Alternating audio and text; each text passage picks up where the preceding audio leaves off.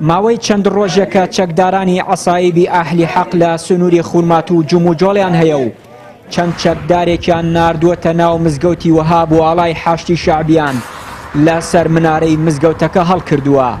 یەکێتی و حاشتی شەعبی بۆ چارەسەرکردنی بارودۆخەکە چەند کۆبوونەوەیەکیان ئەنجام داوە، بەڵام تا ئێستا نەگەشتون بە هیچ ئەنجامێک. وتەبێژی حاشتی شەعبیش دەڵێت ئەو کەسانە بڕیاری تاکلایەنە دەدەن و گوێ بە ڕێکەوتنەکانی نێوان کورد و شیعە لە سنوورەکە نادەن. گروپێک لە عەسایب چوونەتە سەر ئەو مزگەوتە. ئەو مزگەوتە هەم مزگەوتێکی گەورەیە، هەمیش شوێنێکە هێزی مشتەرەکی هاوبەشەکەی تیا بووە. گفتوگۆمان کردوێتە بەر بۆ ئەوەی معالەجەی ئەو حاڵەتانە بکەین و تا بکرێ نێڵین پێکدادان دروست بێ، چونکە لە قازنە لە قازانش کودایە، نە لە قازانش تورکمانایە و نە لە قازان شارەکەمانایە ڕۆڵەی ئەم شارێتە ئەچێوە بێتە قوربانی. بۆیە تا ئێستا هەوڵەکانمان بەردەوامە لە چەندین کەناڵەوە بۆ ئەوەی هەوڵ بدەین ئەوان لەو شوێنە دەربچن. لە باردۆخێکە هەیە، هیچ کێشێکی هەیە. مۆزوعێکە تەسەڕفات شخصیە، شار دووس خورمات و ئارامە. مۆزوعی ئەم تەجاذبات دوو تەرەف ئیقلیم و بەغایە تاسیر نەکرد لە دووس خەڵک و دووز یەک ئارامێش ئارامە.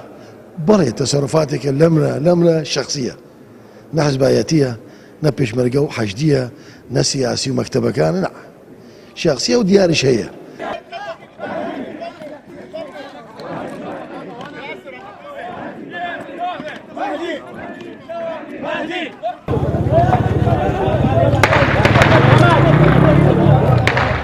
ساڵی ڕابردوو بە هۆی ناکۆکی نێوان حەشتی شەعبی و کورد لە سنووری خورمات و شەڕ و پێکدادان و پشەوی لە ناوچەکە دروست بوو.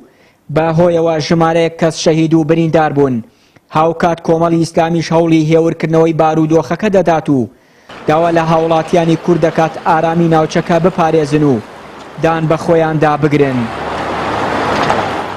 دیارە ئەم ڕۆیش تۆزێتە تەحەشودات لە شاری دووس خورماتوە هەیە لە چەند جێگایەک، بەڵام ئەوەیە کە ئێمە وەکو لایەنە سیاسیەکان مەسەلەن دوێنە شەو ئەم لایەنە سیاسی دووس خورمات و کۆبینیۆکمان ئەنجام داوە بۆ ئەوەی هەتا ئەتوانین بتوانین ئارامی لەم شارە ڕابگرین.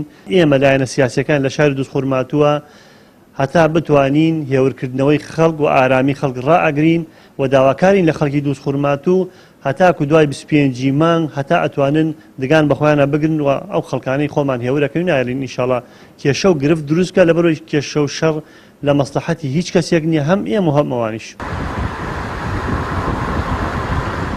لە ئاکامی هەوڵە بەردەوامەکان بۆ هێورکردنەوەی دۆخی خورمات و ڕێکەوتنیەوان کورد و شیعە واژوو کرا.